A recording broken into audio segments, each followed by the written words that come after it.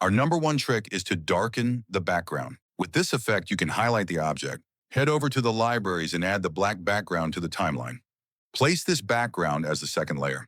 Equal the duration of both the clips. Duplicate the main clip and paste it as the third layer.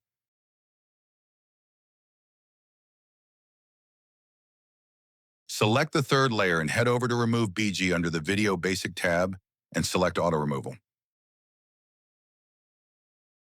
Move the playhead to the beginning, then select the black background and head over to the Mask tab. Apply a split mask and hide it by dragging it upward.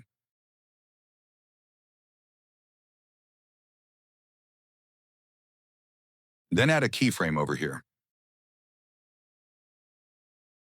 Afterwards, move the playhead a few frames forward and drag the mask downward. The keyframe will be created automatically. Drag the feather slider to 100%.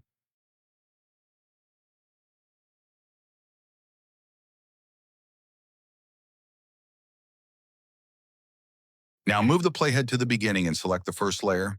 Then head over to the Blend option under the Video Basic tab and add a keyframe to opacity at the 100% position. After this, set the playhead at the second keyframe position of black BG and decrease the opacity slider to 50%.